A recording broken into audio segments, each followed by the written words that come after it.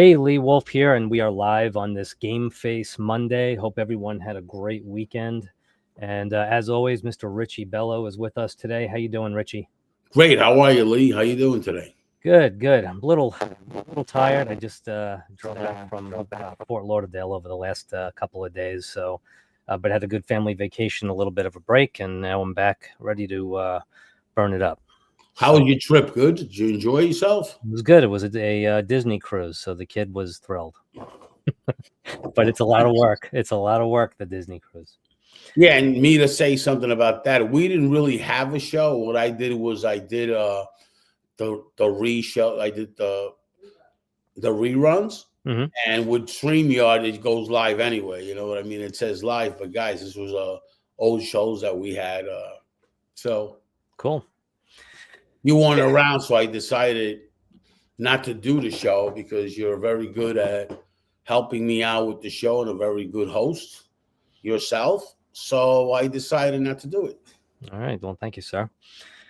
So today we're going to be talking about the VIN retention report, but from a different perspective. Before we get rolling on the show, we're actually going to run a quick promo for Shop Smart Autos and the VIN retention report. Getting new customers is exciting and necessary, but while attracting new customers is important, retaining your customers creates an unending stream of revenue that keeps your dealership moving forward. Whether you're a marketing team for car dealerships or a dealership yourself, Shop Smart Autos has your retention tool, the VIN Retention Report. Anyone can find out how many cars they sold in a given period of time, but your VIN retention report will show by VIN the vehicles or customers you retained and the ones you lost. But that's not all. ShopSmart's technology can show you where your VINs ended up. Did they trade them in at another dealership? Did they switch models? Did they sell their vehicle privately or go to auction? You're constantly spending marketing dollars and time trying to target your current customers, but you could be marketing to customers that have moved on. And now you'll have the power to see where they went and change your strategy to target them in ways that brings them back. Not to mention, you can identify your strengths and weaknesses within the dealership to help lift up your staff and give them the confidence and drive they need to retain and gain your customers. The VIN Retention Report is yours at ShopSmartAutos, 4, dealers.com. It's the most powerful retention tool out there. Okay, so that short video pretty much says it all. Doesn't talk about all the different uses for the VIN retention report, but it gives you a good idea of, when I was in the marketing and advertising business back in the 90s and the 2000s, we dealt with upwards of 39 or 40 automotive dealerships. It made up a large base of all of our business. And basically, all we got every Monday was a phone call that said, we sold 30 cars. Last year at this time, we sold 29 cars, or we sold 35 cars. Why did we do worse? Why did we do better? We had no real serious insights except for some info that they would take down. But with the VIN retention report now, dealerships, this would be amazing. Back in the day, VIN retention report's going to show you the VINs you held on to, the VINs you lost. You can look by model. You can see where they went. That's an unbelievable thing. Where did these people end up and why? And then you can start asking yourself the questions. Is this a loyalty to brand? Does this have something to do with our sales staff? Does this have to do with training? There's so many questions to ask, not just, I sold 35 cars last year, I sold 30 cars this year. That's really not, what I get that a lot from Richie too. He talks about that. And I don't know the exact going rates today, but I know a television spot or a radio spot could be anywhere from $100 to $200. The VIN retention report can cost as little as a radio spot to give a dealership all these insights. And then there's also the perspective of the marketing agency that handles all of these dealerships, and how that's a powerful tool for marketing agencies to be able to go in and acquire new clients, new dealers. So I guess the first question really is how does the VIN retention report help the dealer, right, Rich? Well, here's what the thing is, right? So let's say that it shows you and identifies to you if you're retaining your customers or not. Right. Right. And then you can compare that to your retention and service, because sometimes you're not retaining your customers in sales, but the same customers come in service. But if you're not retaining your vehicles in your sales department, you're definitely having a hard time in your service department. Right. Okay. So what does that mean? You got all these DMS marketing folks out there now. DMS marketing has become like third party, more or less third party lead generation, but it's first party data. Hear this out. It's first party data and first party leads. Okay. From your own customers. Right. So if it's true that third party leads are not working no more, once you get a lead from there, you better make sure that you follow up that customer and that customer. So the next time they're in the market, they don't go on Google and search it and then go back to cars.com or Auto Trader or whatever, or Kelley Blue Book or Cars Guru or whoever, right? So you want to make sure that those customers that you paid a lot of money for, now they're your customers. How do you make them your customers? Well, using the technology of DMS marketing. So what reporting does the dealership have to know that DMS marketing, whichever company they hired, is increasing their retention? That's the whole idea behind this product. So what tool do they have? They have the tool that shows you the analytics on click-throughs, on appointment settings, on all that kind of stuff. Okay, great. But what does that really do? It doesn't show you your retention. Right. So we have a tool that helps the dealership identify if that product is helping them with their retention or not. Right. Right out of the gate, I'm going to say this, and I've said this before.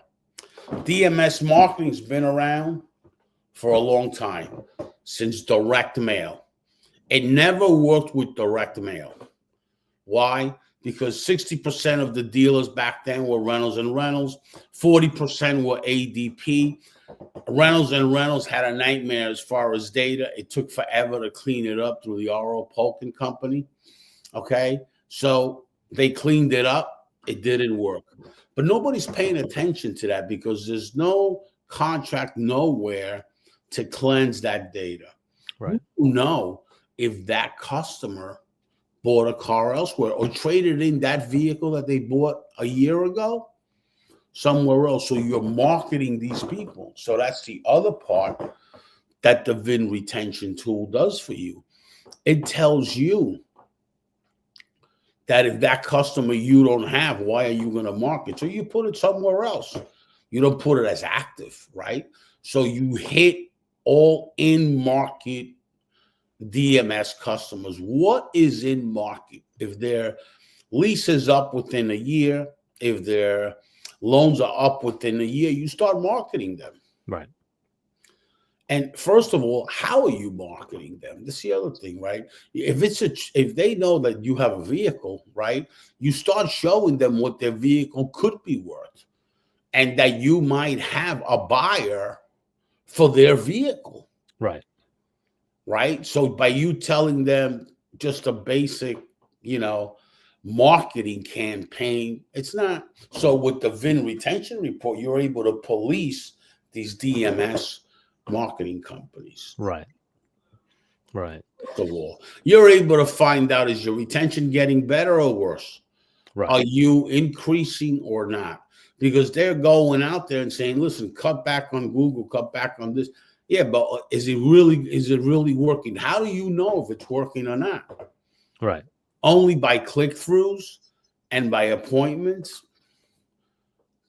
Yeah. There's no real reporting on here. Here's how many vehicles you sold in the last 90 days. Right. Right. You know? And now from the marketing agency's perspective, or even people that offer software solutions to dealerships, this would be a powerful tool for them as well, right? Well, sure. This is to be a powerful tool this way. So, Lee, you were a marketing agency where you had, let's say, 40 dealerships. You go into the meeting, right, with a gentleman. He passed away. That's why I mentioned his name, Neil Felsting. That was an animal, right? Yeah. Lee, I'm doing this, that, this is terrible. Blah, blah, blah. Okay, what are you comparing me to? What are you comparing me to? Usually they start comparing you to last year, to the cars that are being sold, this, that. No, let's compare you to the market. Mr. Neil, let's look at this. What do you got? The Dodge store? Okay, boom, boom, Neil Dodge, Lee Dodge, Louis Dodge, Billy Dodge, and all in your market. Boom, there it is. Look, so my marketing doesn't work. Oh, really? It doesn't? You're doing better than all three of the stores around your DMA. Right. That's the first tool. That helps you retain your customer. Right. Right. Right? The second tool is you have a dealership that reached out to you. Now you have to build a strategy. Right. Right? Now you look at his area, and you do the insight. Right. Right? And then you find out where the problem is, right? And listen, there's a lot of data actually talks to you. So I have a store over the weekend that we ran. They're at 10%. The other store is 30%. Let's take a dive. Boom. Let's take a dive and look at it. Now, there's other reports that we haven't made public yet, like inventory reporting, right? But let's look at this report for a minute. There's a group, right? The group is 13 or 14 franchises. The other stores are standalone. Okay? One store says 10%, but if you look within where they're trading in their cars, if you look at that, they're within the same group. Right. So they're at 10%. So if you add all the numbers, they're probably at 20, 25%. The other store that's standalone is losing them to their other competitors, but is still doing better because he's at 30%. So from the OEM perspective, they're saying the franchise value here is dropped at 10%. They're not making any money or anything on the other side with his brand, right? They're not doing that. So now that's a problem for the OEM sector. Right. Right. So why is that a problem? Because there's a value to your franchise when they're looking at the OEM. This is what they're looking at. Is he converting his Chevrolet traffic into the other brands because the rebates are better? Because he's got a different type of deal with the rebates and all this, and the trade-ins, why are they all going there? We're losing now vehicles in operation. Right. And that franchise, that right there is an underperforming dealership. Right. So we just don't give you the report. We give you what you call is a summary with our data science people that know automotive, a summary identifying to you like a sore thumb, because, dealers don't know how to communicate with the data unless you've been exposed to data. Data actually talks to you. Right. Analytical data talks to you. Right. One thing is you running Google Analytics and just seeing the analytics, okay, but get under the hood, boom, go right under the hood, and now analyze that data and let it talk to you, because it does. Well, the same thing with the VIN retention. It talks to you. It identifies to you the problem that you have in your dealership. Right.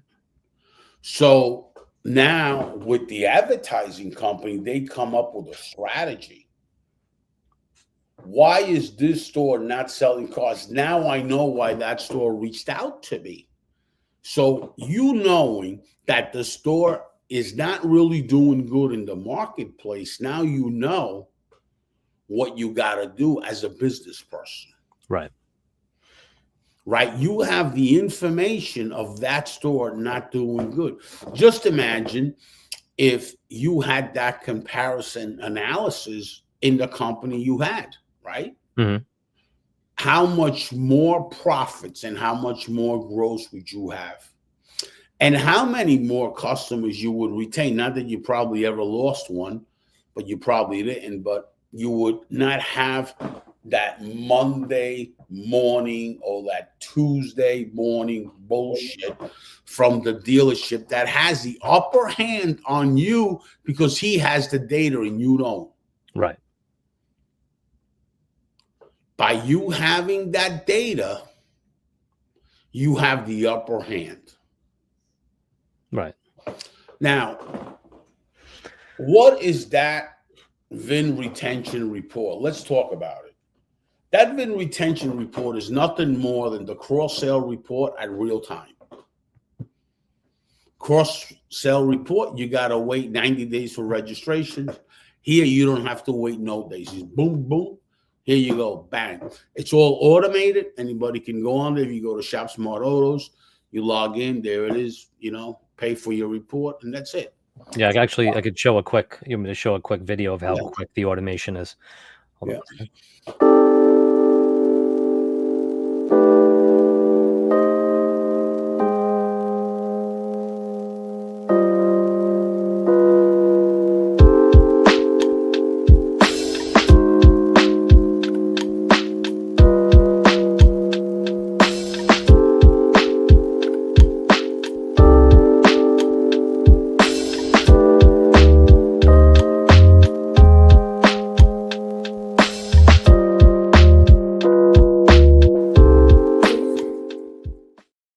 That's like everything you need to know in a matter of seconds. Of seconds, correct. So that report is key, right? So the whole thing is that other people, aside from dealerships, advertising companies, great tool as a comparison tool, right? It tells you where you're at and the kind of job you're doing. The customer might tell you, hey, Lee, I didn't get anything out of it.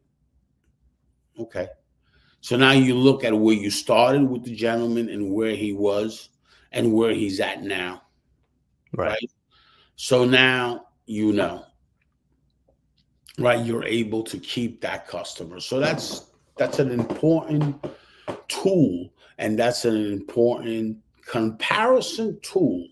Why is that tool so important to compare? Because you can canvas new opportunities. You can go out and say, listen, this customer's with us. Look at his retention and look at your retention. Right. And then what does that do for the cost of acquisition as well? Right. It lowers the cost of acquisition because now over $150, now you're reaching out to that customer with data. And the one thing that I know in the industry, dealers listen to data. From the start of this business from Henry Ford. Okay. Why? Because the business is wrapped around data based on registrations. Right. If you wouldn't be in that type of business where it's transportation and DMV, we wouldn't follow data either, like everybody else. But we've been following data since the beginning of time. Our Polkin company always prepared the report that was called for the grassroots meetings for dealer principals. That report was prepared showing them pump ins, pump outs, registration data, and all this information to identify to them a comparison. They put all the dealerships in that area. Like Honda would be, 5A, they would put everybody on there and they would tell them, well, with this report, guys, you have it access to your fingertips that you can do it now. Right. And you know what your competitor is doing. Here's the other thing, Mr. Jones. If your competitor is beating you, hands down, either you have a sales issue or you have an inventory issue, especially in used cars. Right. Because if that competitor is flipping his inventory every 50 days and you're flipping it over 140 days, you're dealing with a commodity that depreciates. If you're not flipping it, you got a problem. Right. So these are a few of things that you got to understand that are going on in the marketplace, Right. Yeah. And the beautiful thing is not having to wait 90 days is unbelievable, because if you think about it, you pull a VIN retention report periodically and new VINs that you lost, let's say, show up on that report. Immediately you can target those people for your service department and not give them a chance to get fully vested in a new dealership.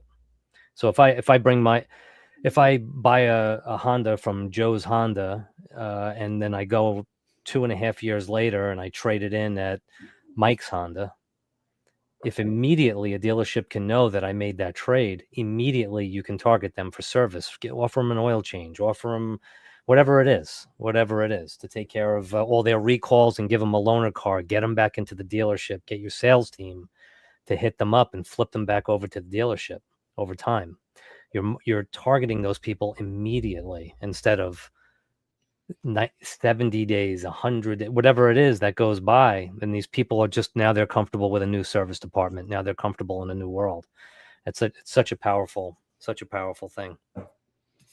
Well, the powerful thing is from the OEM sector, they can press a button and know what's going on, right? Right.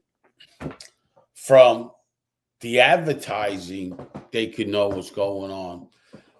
Just to let everybody know, VC, venture capital people and hedge fund people, right, been buying automotive data for decades. Now, why do they buy automotive data? Because it's a hedge fund. So what is a hedge fund? Okay.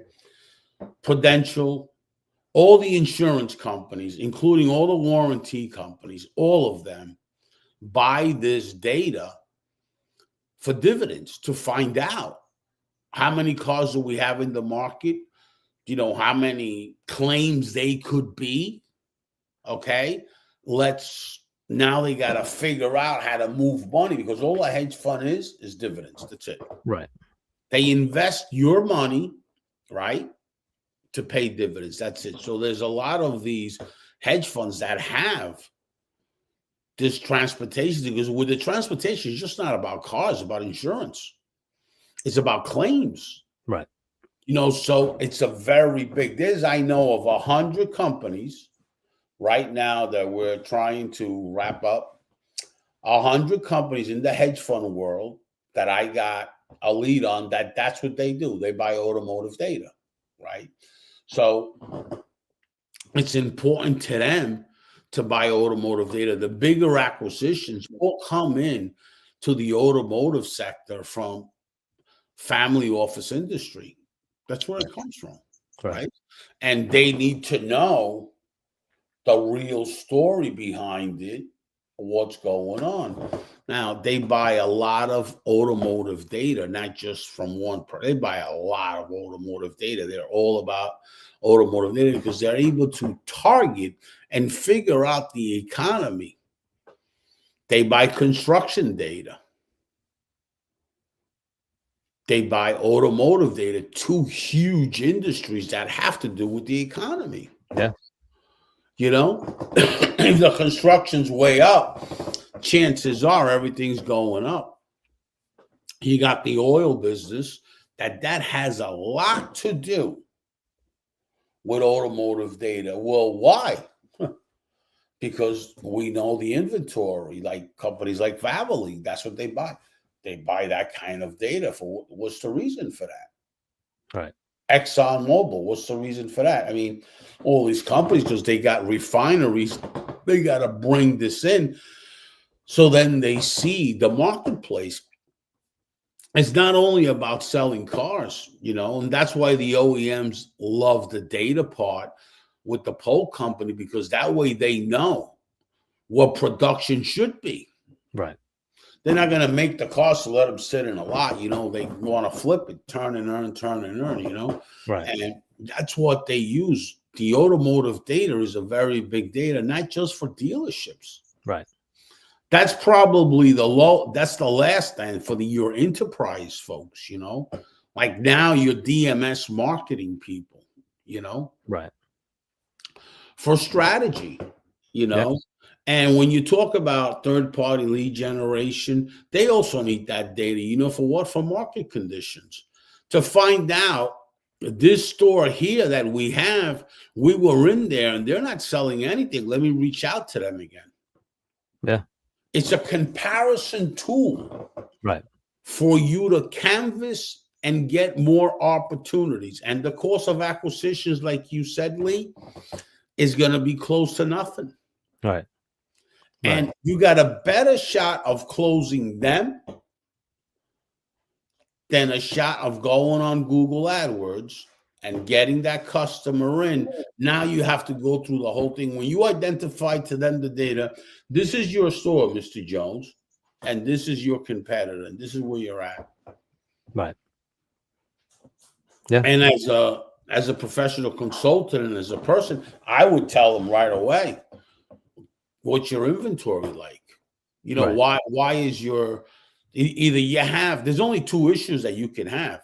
Either you got a training problem or you got an inventory problem. Which one is it? There's only two problems you could have. There's no other problems you could have, only two. And there's a solution for both. Right. It's like if you don't know, you can't fix something. Yeah. And use the power of data, The power of data is real and it's good. The power of data is a big thing because you're able to communicate that data to your team. You're able to put everybody focused and you're able to execute more than you could. Right. Absolutely. Yeah. And from the marketing agency's perspective, and I remember what it was like. It's changed a bit because the world is so digital now. But you go in to get a new client. You go in to pick up, ABC Motors down the road. You're investing in an artist to maybe create some beautiful campaign, Right. or a new brand or a logo. You might produce a radio commercial or storyboards for a television commercial, and you're going in there and you're going to sell and you're going to tell them why you're so much better. And a lot of times they lean on creative. They lean on, the creative process. But if you could walk in and for the cost of a fraction of a print ad or the cost of a radio spot, have the data in hand to be able to say to that dealership in that meeting, listen, you've lost 750 VINs to these types of dealerships over the last couple of months. There's a serious problem here. We can help. We can target them better. We can see where your weaknesses are and talk to you about it and offer you solutions for it instead of walking in and just you put on the dog and pony show. You show some ads, you show that your creative is great. You talk about how maybe you can buy media a little bit lower than the other guy or whatever it is. But if you can actually present facts to them and hit them, blindside them, what what an unbelievable tool for marketing agencies, for software companies that are going in trying to sell their SMS software, or DMS. It's unbelievable the way this can be used in so many ways. You've opened my eyes to that, because every week I talk about how important it is for the dealership, and it is. Every dealership should have the VIN retention report. There's nothing else out there like it. But marketing agencies and software companies should have it as well. Well, let me put the hat of a digital marketing company. So I'm a digital marketing company. I tell you, hey, Lee. So you say, yeah, I want to change my marketing company. Okay. Let's do this. Let's get how much Google AdWords you spend? About 20 grand. Okay, so let's get an audit first. Right? Let's get an audit. Mm-hmm. Now, in that audit, I already know what you're spending, what your conversion is, what everything is. Hmm. I follow it up with, when I send you the report, I follow it up with this data, right? Because you might say, well, I get the traffic. Blah, blah, blah, blah, blah, blah, blah. Okay. Traffic. So I give you the audit. I follow it up with the data. And I do a comparison analysis to 3 stores that are close to you. Right? Wow. What is that going on now? You know what I mean? Now that customer is going to say, wow, this guy's got all the information. Right. Right? Is somebody going to want to do business with you because you're giving them the comparison analytics? They're going to respect you right off the bat, because now they know you know. So the next person, if you get the account, the next person that comes in better be on his toes, because you have this information, right? Right. So that's one way of using it, right? To prospect a new customer in the digital form, because advertising is advertising. It's all the same way. Merchandising is merchandising. The only thing that has changed is the media outlets. That's all. When you were doing it was cable and newspaper. Today is Google and social media. That's all. Yeah. So it's just a different media outlet, right? Mm-hmm. But in those media outlets, there's analytics, there's this, there's that, and the list goes on and on. So if you change your perspective a minute, and let's become a digital advertising company, that's how it works, right? You want to do an audit first, because you want to take a dive, right? And find out what his real spend is, what his conversion is, because maybe we can help him. You know, right. Why oversell and underdeliver, right? Like your typical agencies do, right? They promise, and then underdeliver, and that's no good. So you take an audit of their AdWords account, and then you compare it to what they're actually selling. Because their AdWords account might say, well, we're getting leads. Oh, okay. If you're getting the leads, why are you doing so bad in your marketplace? Why are the other two doing it? Oh, then let's take another dive and let's look at your inventory. And that analytics we have too. Right. The same way we have all the reporting, all the cars. So we have that analytics too. So we have different types of insights that we can show where the issue is. If you're flipping the inventory every 120 days and your competitor is doing it every 50 days, and you're bringing in leads to your marketplace, guess what's going to happen?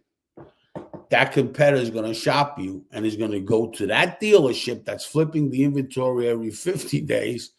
And what you're doing is marketing for your competitors. Right.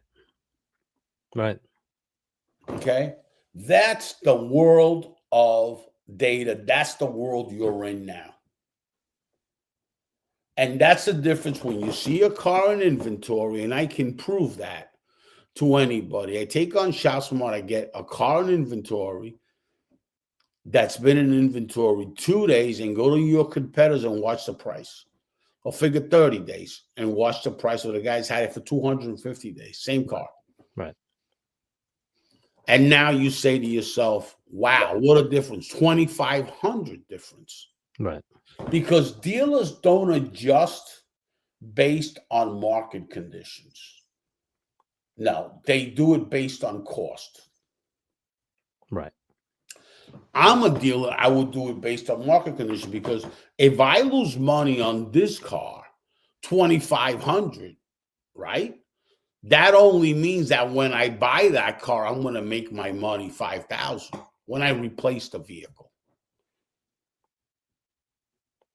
And I have dead money. If you have money sitting in a bank and you wait a year, that money depreciated already. Right.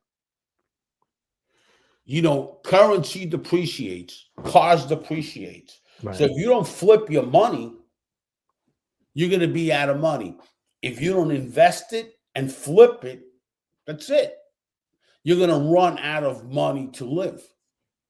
Same thing with a car. If a car is sitting there, and today you have those analytics, today you can see why your competitor is doing it and you're not. At least we can show you, based on data, because we have the data and we're trained professionals on the data part. Right. Right. Because anybody that knows me knows that that's one thing that I do know for quite some time. I just don't say it because there's no reason to say it. Who cares? You know, nobody really cares. Listen, I don't say much, like, let me say this, because 90% of the people don't believe it and 10% of the people doubt you. So who cares? Mm-hmm. But there it is. It's live. It's true. There it is. Now I say, because we're ready to go to the market with it. Okay. There's a lot of things with that data. That data is just a start of you going into a store and identifying the problem. And hold on. And before you make an investment, Mr. Dealer, let's take a dive at your store. Right. Let's see what your inventory, because a lot of people run Google AdWords and it's a revolving door. Well, why is it a revolving door? Because pricing. Yeah. They don't know. And that's what the problem is. So with insight, you're able to do it. You know, let's talk about this. Why did S&P 500 merge with IHS? Talk about that. Because billions of dollars are sold on automotive data, guys. Somebody's watching the automotive industry in a very big way. Right. That's where the data comes from. But they always did that. You know, they always sold a lot of data to the automotive part, to the OEMs, to the hedge. They always did that. You know, the biggest thing is the financial part.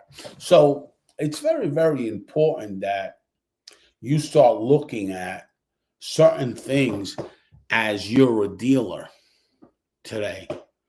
By accident, 30 years ago, you were doing business just by accident.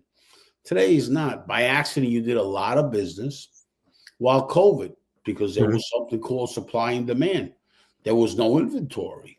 Right. Well, now we're seeing the trend change real quick, real fast. Right. Depreciation's back to tremendous. I mean, we're seeing it change, okay? So having this data tells you.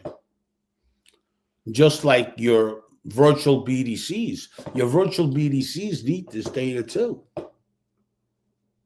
So they can give that reporting to the dealership and say, listen, our stuff really works. We have retained you about 1%. Just figure this out. 1% every quarter is 3%. 3, 6, 9, 12. That's 12% in increase. When you put the pencil to that, big profits, big money. That 12% is the difference between you making money and not making money. Right. Dealers, are you really watching the products that you're buying if it's giving you a bottom line? How do you know? How do you know? Yeah. How do you know with these DMS people that it's a great product? Let me tell you, I am the biggest promoter of Helms Technology because it's real. I don't necessarily believe in the others, but I definitely believe in Helms Technology because it's real. I got to tell you something. Let me know, dealers, what you have in place to check that out. Do you know if you're increasing or not? Yes, I do, Richie, because I've sold more cars. Really? Do you know it came from them? Mm-hmm. Okay, this is what this report does. It identifies the value of what product you're doing. Right. Yeah. For $150, it could literally change the entire perspective on your dealership. Correct, because let's say you do Google AdWords, Facebook, and DMS marketing, and you're saying it increased. How do you know from where it came from? How do you know? Mm-hmm. If your retention's on the way up, it definitely came from a DMS marketing because that's where they generate you the leads. First party data, first party leads. That's where it came. So Yeah, that's what I got to share with you. And I thank you so much because you were listening to a phone call today that was very important. That was a game changer. yeah, that was huge. And that is all we have. So again, for a fraction of the cost of an ad, of a radio spot, of a print ad, you could change the entire world for your dealerships. If you're a marketing agency or if you are a dealership, there is zero reason why you shouldn't be using the VIN retention report. And Richie is reminding me about the book.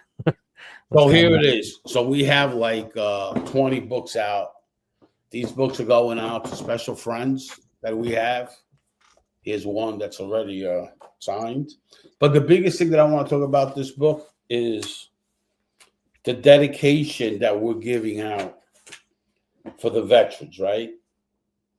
So all profits here go to this organization for vets, right? And that's what it does, right? We're going to have another podcast about the book with Lee because, and here is the book. And it's hard copy.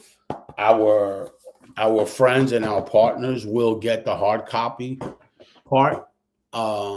So we ordered some books. We got them in, and we're making it work out. And this book has a lot of the content of what it should do and where you guys should have it. It's in Amazon now.